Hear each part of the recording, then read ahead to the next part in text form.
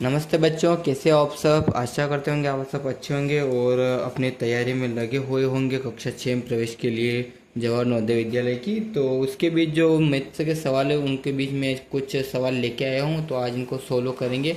तो इसी प्रकार के आपके एग्ज़ाम में सवाल भी आएंगे और आ भी सकते हैं, क्योंकि ये जो प्रीवियस परीक्षा में भी कभी कभी पूछे जाते हैं, तो उन्हें देख लेते हैं। आज तो क्या होता है कि जो आप एग्ज़ाम दोगे तो आपको बहुत अच्छी तरह से उनसे हेल्प हो जाएगी। ठीक है, तो अगर चैनल पे पहली बार आए तो चैनल को लाइक कर देना और चैनल को शेयर कर देना, सब्सक्राइब कर देना और अपने अन्य फ्रेंड है उनके साथ भी इस वीडियो को शेयर कर देना, ताकि अगर वो भी नवोदय विद्यालय कक्षा 6 में प्रवेश के लिए जो एग्ज़ाम होगी उसके लिए अगर मेहनत कर रहे होंगे तो उनके लिए भी अच्छा होगा। मैं यहाँ पे ये 4 ऑप्शन लिख देता हूँ, क्योंकि ये भी होना बहुत ही ज़रूरी है।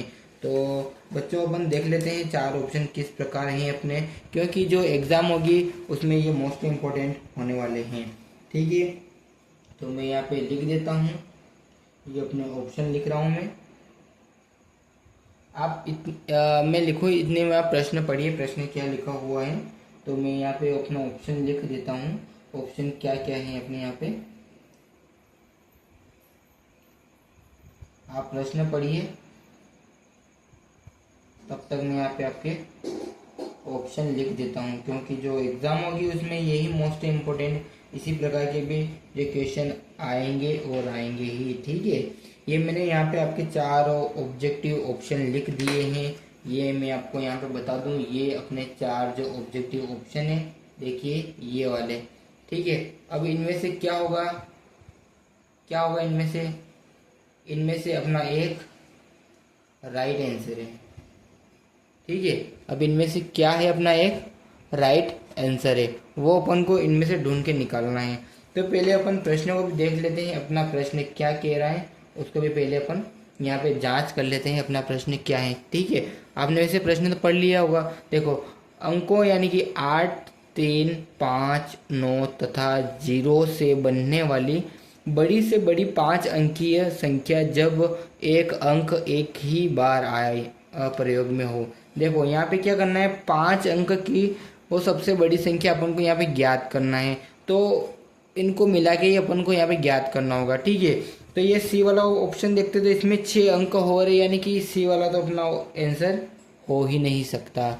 ठीक है, अब ये 3 बचे हैं अपने पास, ए बी और डी। इनमें से ही अपना जो अंक होगा, क्योंकि यहाँ पे उसने देखो पहले लिखा है 5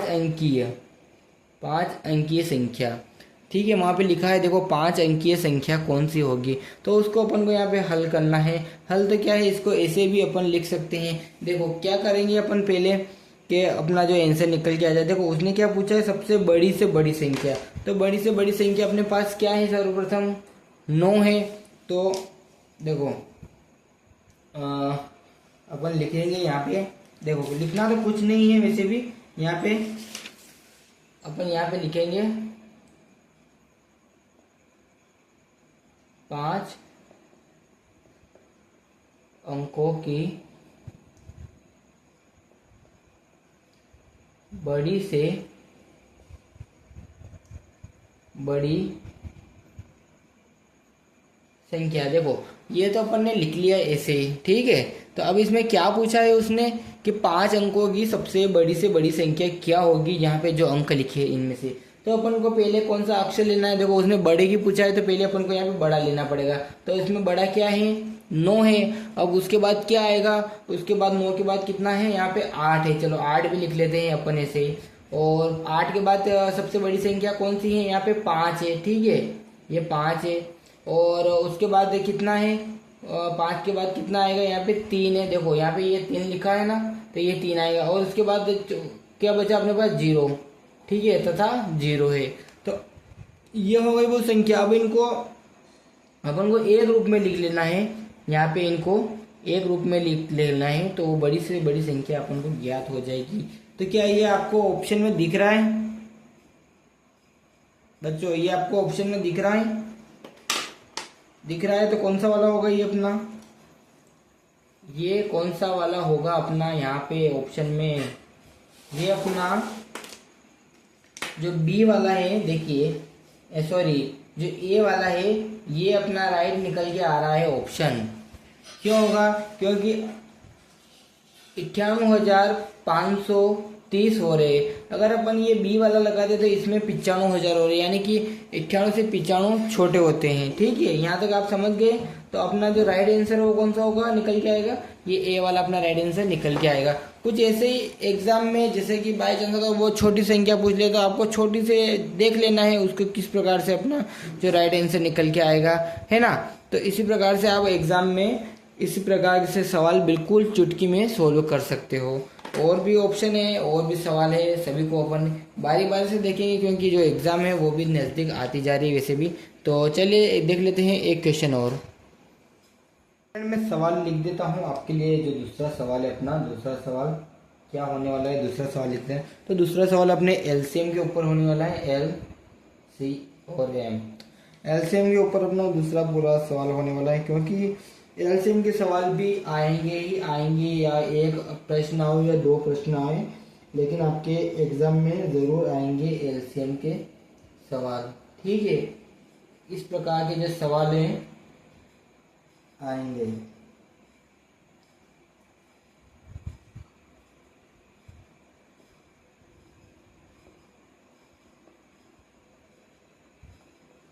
ये मैंने आपके लिए सवाल लिख दिया है।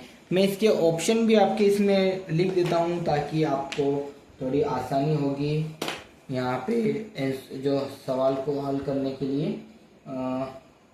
मार्कर नहीं चल रहे, यहाँ पे लिख देता हूँ ए बी सी और डी। ठीक है, मैं इनके आगे जो ऑप्शन है आंसर के वो भी डाल देता हूँ ताकि आपको आसानी होगी और आप जो सवाल है इसको बिल्कुल आसानी तरह से सोल्व कर पाओगे। इसको मैं आपको बिल्कुल शॉर्ट टिक से सोल्व कराऊंगा।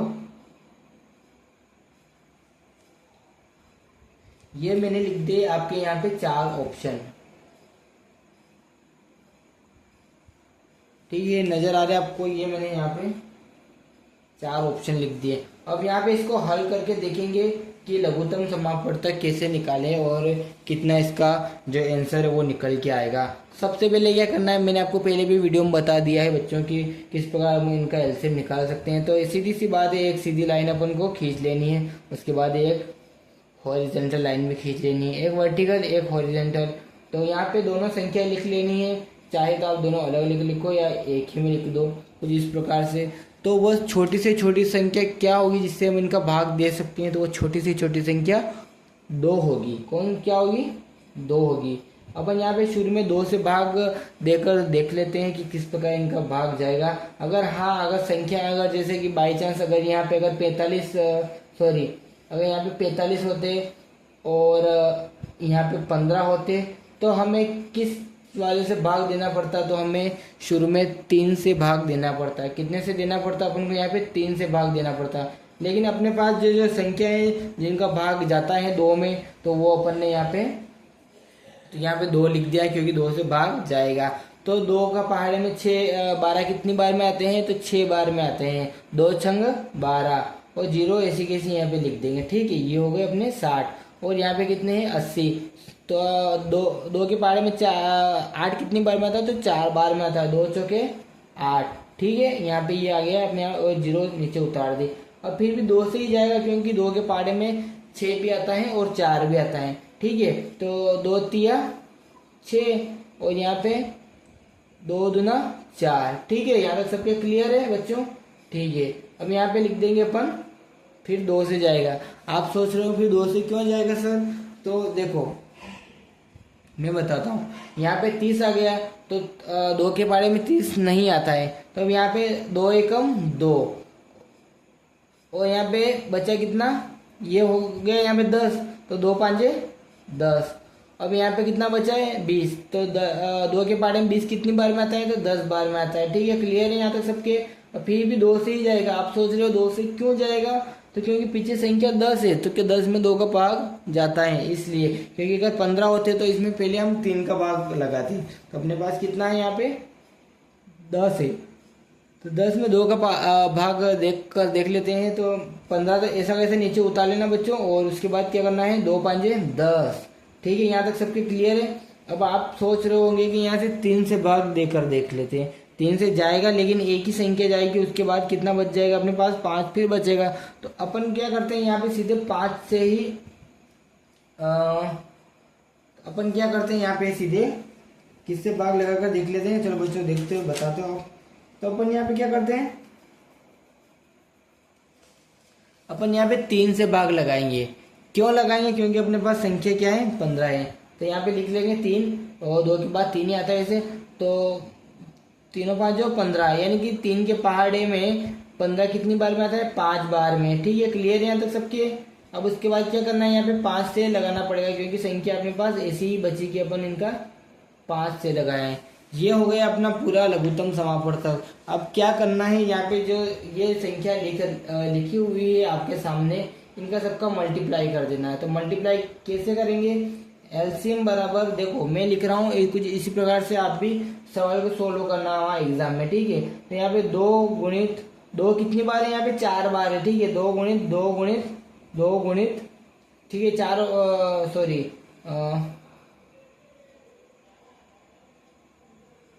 यहाँ पे 4 बार हो गए और यहाँ पे 3 है और फिर 5 है। अब इनका मल्टीप्लाई करेंगे तो कितना आंसर आएगा बच्चों। तो आप मल्टीप्लाई बहुत तरीके से करते हो, तो इसमें मल्टीप्लाई अपन को गुणे से गुणे तक का करना है। ठीक है, तो कैसे करेंगे, 2 का पहाड़ा अगर अपन 2 बार बोलेंगे तो कितना आएगा, 2 दूनी 4। फिर यहाँ पे फिर 2 का पहाड़ा 2 बार बोलेंगे तो कितना आएगा, तो 4 दूनी 8 आएगा। ठीक है, फिर 2 का पहाड़ा 2 बार बोलेंगे कितना आएगा, 16 आएगा। क्लियर है यहाँ तक सबके, 16 आएगा।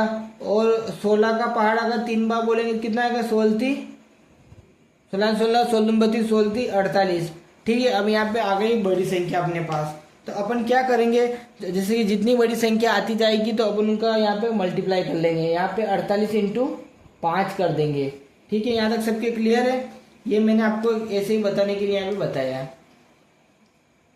इनको यहाँ पे अपन मिटा देते हैं। तो पहले क्या करना है, 2 का पहाड़ा 2 बार बोलना, 2 दूनी 4, फिर 4 दूनी 8 और 8 दूनी 16 16 48।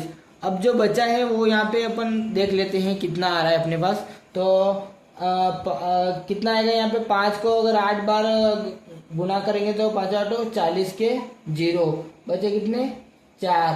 तो 5 का 4 बार गुणा करेंगे तो कितना आएगा, 4 5 20 और 4 24।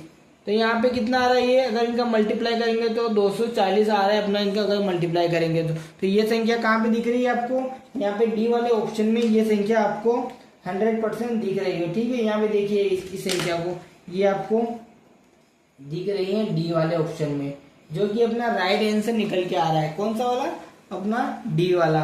ठीक है बच्चों, कुछ इसी प्रकार से ये एग्जाम में आएंगे ही आएंगे। इनमें जो संख्याएं हैं वो चेंज हो सकती है, परंतु ये एग्जाम में जरूर आएंगे। 1 सवाल या 2 सवाल तो डेफिनेटली आएंगे ही आएंगे। तो बच्चों ध्यान रखना आप भी। और ये छोटे छोटे सवाल है, ये ही आपको परेशान करेंगे, लेकिन आपको परेशान नहीं होना है, परेशान नहीं होना है, इस बात का आप ध्यान रखना और अच्छे से मेहनत करना बच्चों। एक सवाल और देख लेते हैं साथ साथ में। तो बच्चों मैंने आपके यहाँ पे सवाल भी लिख दिया है, तो कि आपको कोई परेशानी ना हो। तो देख लीजिए सवाल क्या है, पहले अपना आसान से इसको पढ़ लीजिएगा।